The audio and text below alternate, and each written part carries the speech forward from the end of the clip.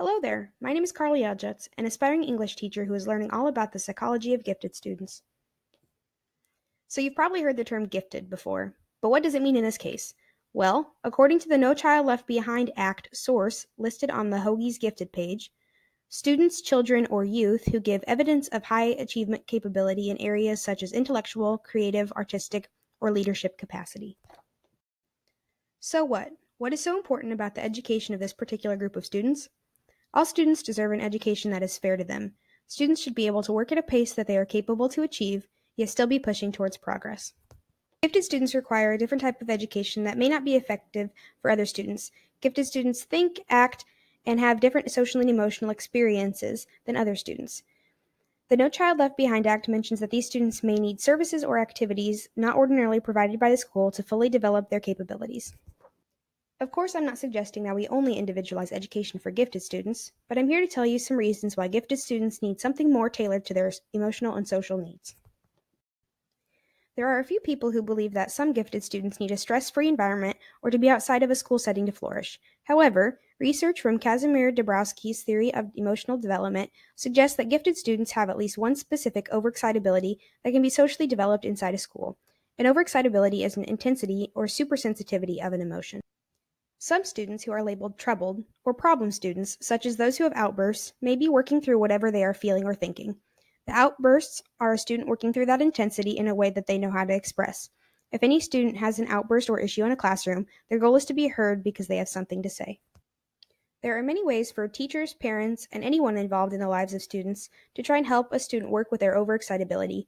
Dabrowski lists 5 overexcitabilities that cover interactions of psychomotor, sensual, intellectual, imaginational, and emotional.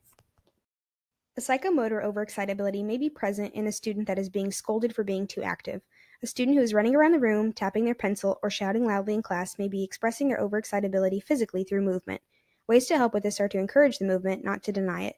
Finding ways for the student to stay active while working will help the student process that energy. A sensual overexcitability may be present when a student feels compelled to touch a lot of objects or constantly be touching something. Some students may be extremely sensitive to lights, smells, and even sounds. A student may not be able to tolerate different lighting in a classroom, the way a candle smells, or even someone else's voice. Learning what a student can tolerate will help to figure out how to avoid stressing out their heightened senses. An intellectual overexcitability may be present in a student that constantly asks questions, interrupting whole group lesson or their teacher. A way to combat this is to find ways for the student to express the information that they have or want to know.